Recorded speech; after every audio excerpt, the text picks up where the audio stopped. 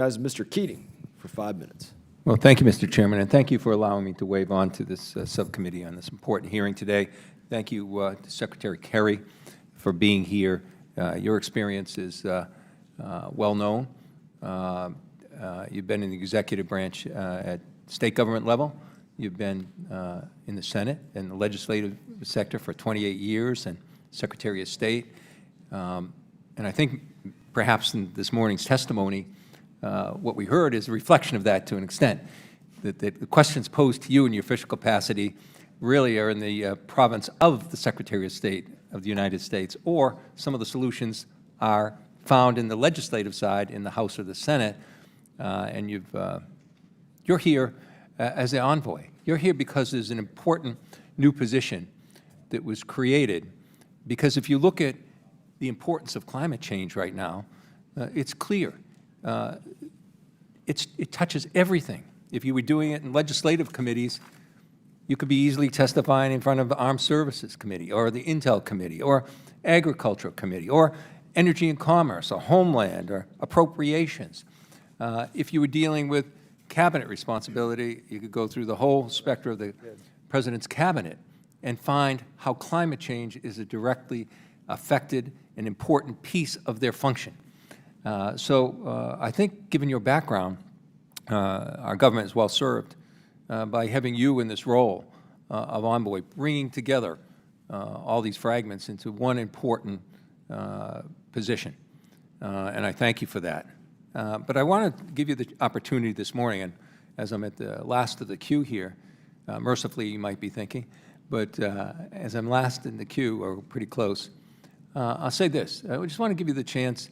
We talked about what the past has been, some people going back to creation. We've talked about the near-term effects of what we're dealing, the current effects of what we're doing. But, you know, given the importance of dealing with this issue existentially, given the fact that scarcity of water creates wars, famine creates migration, everything that we have, and the imminence of things getting worse. Could you take a few moments and just share some of the discussions you've had and the knowledge you've had on what the future is going to look like more concretely? Not just deadlines for dates, but this is real stuff. This is a real, there's a real urgency that surrounds this. And can you take a few minutes on those matters of how this is going to affect the lives of everyone on this planet, how it's going to affect all those areas, and just share with us some of the things you've learned talking with others around the world. Well, thank you, Congressman. Obviously, we're already seeing ways in which it's going to affect people. We've had every year, increasing storm intensity, storm damage. We're spending billions, literally, actually trillion. We had $1 trillion in damages, I think it was over the last 10 years. And that's money sort of thrown away in a sense. No, not that it's inappropriate. We should be helping people afterwards. But wouldn't it make a lot more sense if we were avoiding that damage in the first place or minimizing it? And you asked the question, what's it going to look like? That depends on what we decide to do. It's very obvious that there are huge threats here. Literally, food production for an entire continent could implode. Water is already diminishing. Last year, the Rhine River was down to inches. They had to stop navigation on the river because of it. You're seeing glaciers that are now absolutely predictable as to when they will be completely gone. And at the rate the ice is melting in the north and south, Antarctica and Arctica, there are dire predictions now about how that's moved forward by about 30 years at the pace at which it is vanishing. And parts of the Earth are warming much faster than other parts of the Earth. The Arctic, for instance, is warming 4 times faster than the rest of the Earth. Other places are. We're hitting heat levels in places that have never been lived by human beings on a regular basis.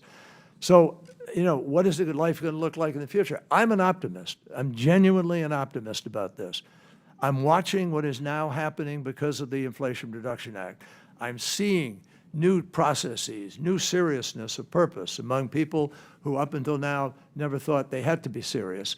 So I have a sense that if we could come together and continue to accelerate the reduction of these emissions, we have an incredibly bright energy future staring us in the face. We can have clean energy.